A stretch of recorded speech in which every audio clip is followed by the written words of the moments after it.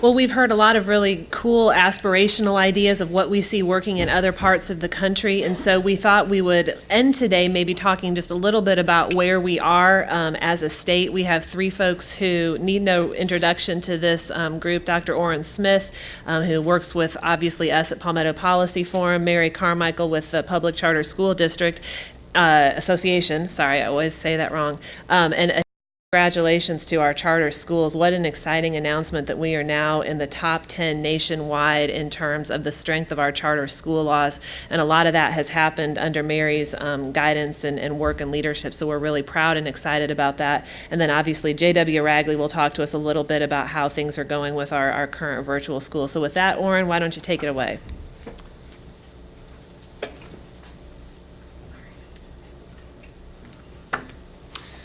All right, it's time for the Green Tie Boys and Mary. Peter, Paul, and Mary. It's a pleasure to be with you as always. Mr. Taylor is emphasizing his green tie as well. I wanted to just give you some basic facts about how education is funded in South Carolina, and most of these facts are very familiar to you. Maybe not the funding mechanism, but we'll go through that as well. And let's make sure our clicker's working. Yes. Okay. How are schools funded in South Carolina? Here's funding 101. And by the way, we've got a lot of seats up here close. Anyone in the back that might want to move closer? There's actually a lot of expertise back there. Love to have that expertise a little closer if it were to arrive here a little closer.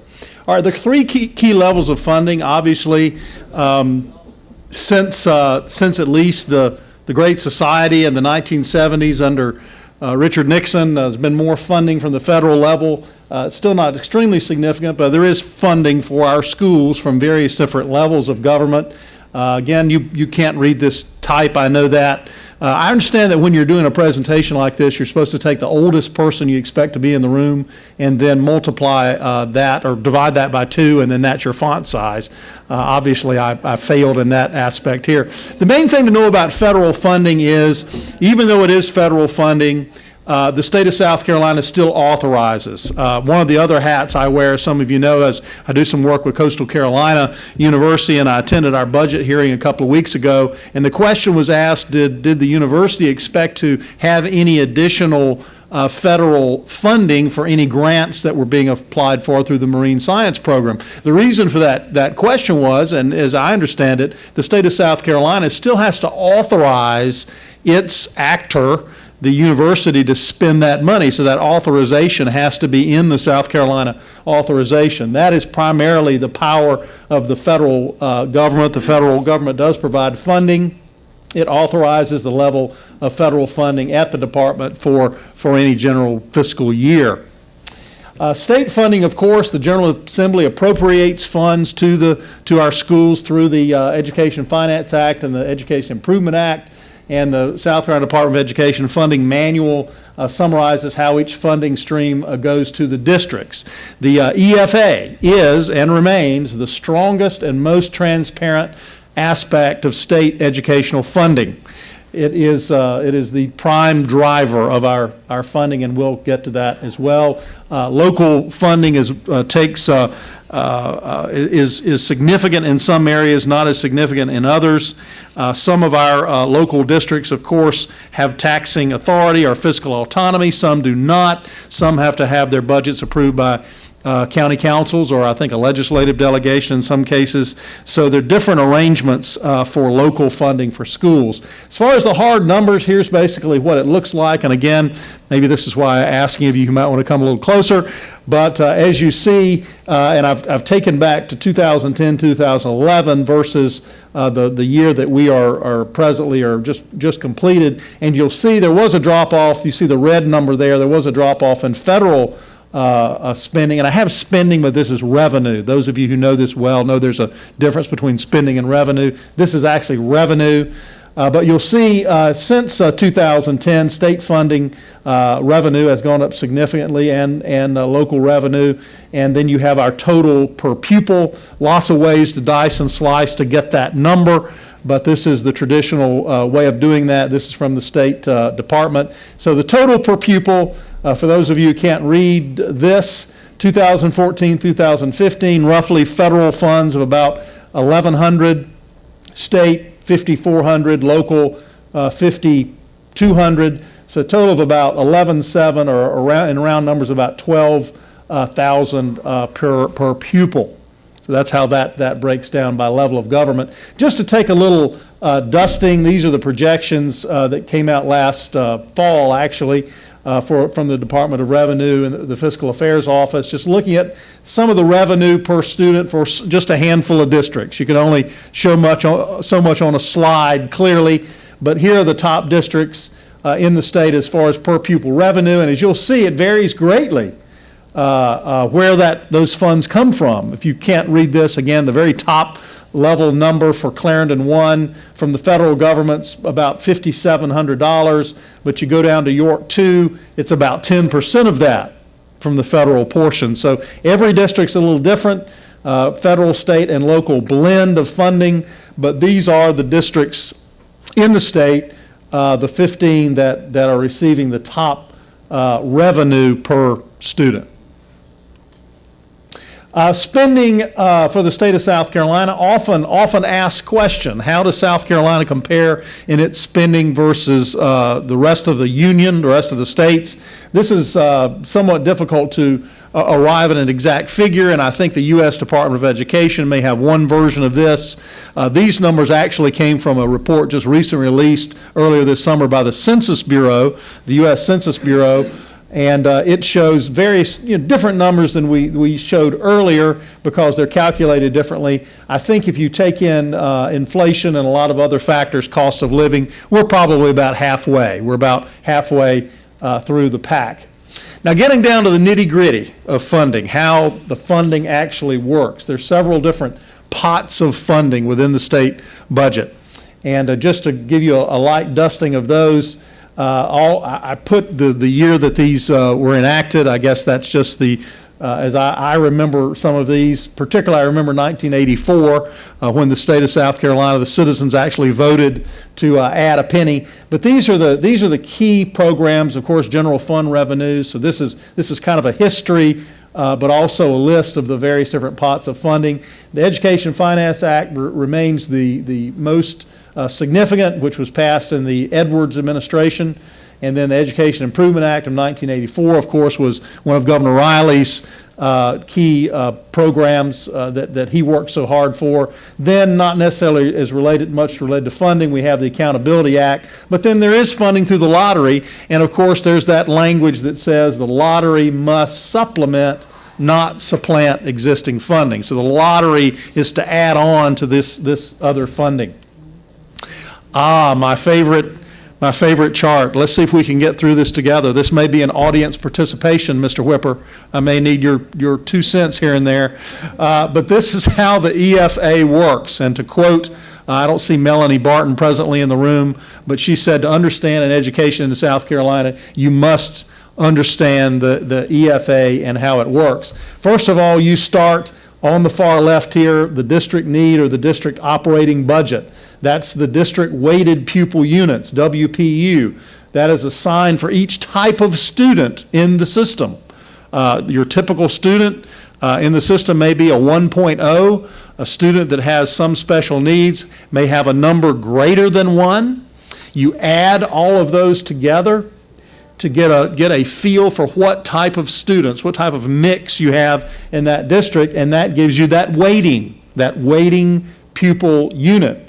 Then you must just determine what is the cost to educate a student. What is that minimum program? I almost said minimally adequate. Sorry, didn't mean to say a dirty word. Defined the minimum program, that's classroom, teachers, and supplies. What is that minimum need to educate a student? And you simply multiply that weighting by that base student cost, the BSC, to give you the actual number that is needed to educate a child. The funding, or this base student cost, the BSC, the actual need, is set by a formula, but in the end, of course, the legislature does the appropriations. So in the end, what that number turns out to be is a legislative matter. It does go through the House and the Senate and to the governor. So you see we have a minus sign. What you have to subtract here, you have the district's actual ability to pay. So you take the state-weighted pupil units, the WPU, and you multiply that times the base student cost, just as we did earlier, but you multiply that times two other factors. One, the index of tax-paying ability. This is, as stated earlier so well this morning, each district within the state has a different ability to pay. It's also called fiscal capacity or revenue producing ability. You take basically the fiscal capacity, that is market value of real and personal property in the district, and then you divide that by the fiscal capacity of the state. So that gives you an idea of what that district is able to carry on its own. Then you multiply that by the local match. That is the average or the percentage according to the legislation, the EFA legislation that the local government would pay.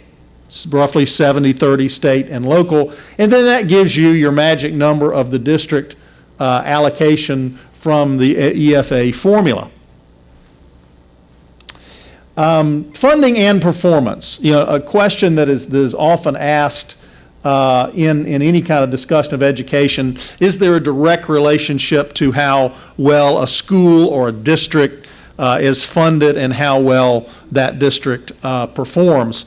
This is probably one of the most analyzed and studied factors of any academic field, particularly in education. This is just a general chart showing along the left axis or the y-axis there. That's funding, and as we went through before, funding meaning revenue per student. And then across the bottom, the x-axis, we have the graduation rate of a four-year cohort. So this is a comparison. Good old-fashioned regression line has been plotted there. But this shows sort of the diversity that we have. It doesn't fall along a neat line where there's a direct relationship to that academic performance and that funding. Another way of looking at that is 8th grade math performance on the pass and per pupil spending. So again, along the y-axis or the left there, you have the actual dollars per student, and then across the bottom you have scores. And again, that's almost like a random plot. There is a pattern. You would get a regression coefficient if you were plotting that or coming up with that. But again, there's a lot of diversity there. So it's not a perfect match. Clearly, you can't say that it's all about the funding. This is what led us over a year ago with Palmetto Policy Forum to come up with sort of our top 10 list. Here are just 10 items that we think if they were enacted in South Carolina, they would make our schools better. Now, the list could have been much longer. Some of the items could have been switched out over time. But I thought here we are nearly a year later, we might do a little test and see how we've come with some of those in the legislative process and in the policy process. First of all, get reading right. This organization, through Ellen's leadership from day one, and through a wonderful informal partnership with the Foundation for Excellence in Education, has been pushing the idea that Read to Succeed, as we called it, was an important piece of legislation we needed here in South Carolina, and we need to concentrate on reading. So if I were to give us a check mark, I think we have some implementation that needs to be done, but at this point, I think we're well on our way to saying that we have concentrated on reading as a state, and we're moving along in that area. Now, of course, the second is cool it on Common Core. Anything I say about that is probably going to offend everyone in the room, but the bottom line was, let's not get distracted by that issue and cause it to undermine what we're trying to do here in South Carolina to improve our schools and our education. And I think for the most part, we've done that. Again, long discussion we can have later perhaps on Common Core. The Exceptional Needs Tax Credit. Now that is officially known as the educational credit for exceptional needs children. And I have here, I think these are still hot off the press, I have some of the initial data. This is not final data, But really some interesting facts I'd like to share with you very quickly here. Of those who have taken advantage of the educational credit for exceptional needs children, and I don't think I need to explain really what that is. I think we have some of those who helped craft it here in the room who don't need to know that. But 67% of the students that have taken advantage of the educational credit for exceptional needs children have siblings in public school. So 67%. So clearly, students who are taking advantage of this credit are not private school oriented. They are, as this video showed, they are looking to meet the needs of their children, and they have a mixture of where they are choosing to attend school. 71% said that they could not otherwise afford to have the special teaching for their exceptional needs child, and 85% of those in the pool have communications and processing disabilities, again, very similar to what we saw on the video. So again, these are hot off the press. Tim, if you want to help distribute these, maybe I'll give you half and send the other half this direction, but these are some brand new statistics that we've just been handed this morning. Moving right along, supporting good charters, closing bad ones. Yes, there are some bad charters.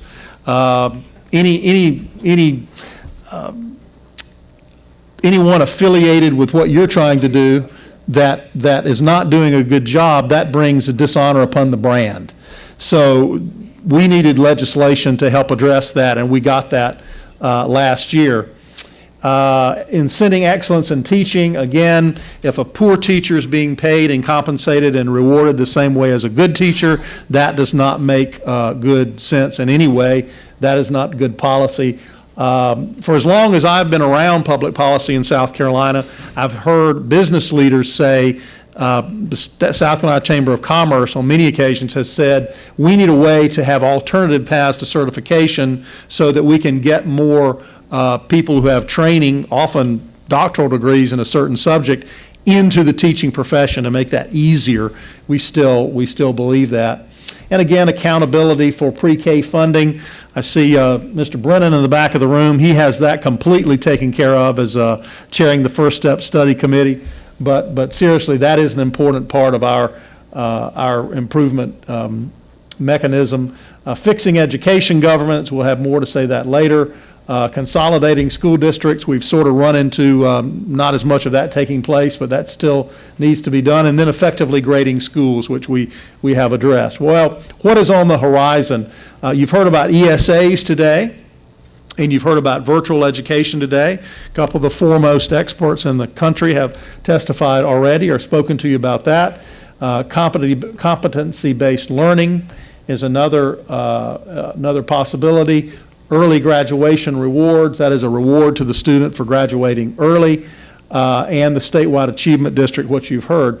I want to go back to the EFA as we talked about earlier, and that is, if you see at the bottom here, I have an asterisk for EFA formula over programs.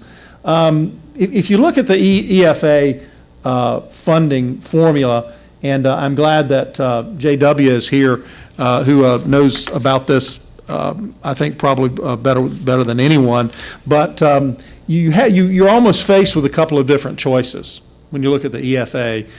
Do we simply raise the base student cost? Do we just simply send more funds to the base student cost? Would that help our performance?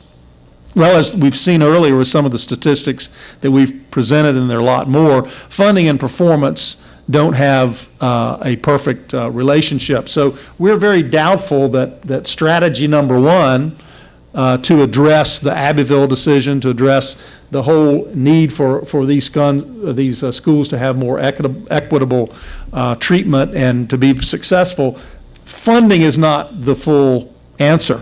So what about the question of the EFA and how it actually works as we went through with our equation? Could it be that over time we have had what could be called, mission creep, or could we have had some situations where additional requirements have been placed in the funding mechanism, what you might call one-offs, that have actually undermined the EFA? Could it be that dollars that were intended to make their way to the classroom have actually sort of gotten hijacked? And this is a very simplistic way of looking at that, but an ideal system would be where funds with fewer programmatic strings made their ways actually to the desks of the students, actually to the schools where local people can make those kind of decisions. But over time, and I have a list here from the EIA of the many, many different individual programs that have been created, often well-meaning, but and I don't really want to cite any certain ones, but could these be undermining our commitment to the EFA and for getting that funding directly to our students in our schools? That's something I'd like to leave with you as a question, and something I think maybe members of the legislature might want to pursue. This is a visual version of that, but it just raises the question about, do funds get stuck at the state level or the district level with new programs requiring the creation of new offices, new hires, and new administration that prevents funds from getting to the district? So what we're calling for is emphasizing the formula, not programs. Make sure that the front line in education, the teacher in the classroom, the school itself, the desk, that student in that desk is our focus, and that the discretion be with the school, and that it not be so distant from the student, and by the time it gets to the student, so much is lost. In summary, I think what we're saying is that targeted funding and better government and better governance will indicate success for our students.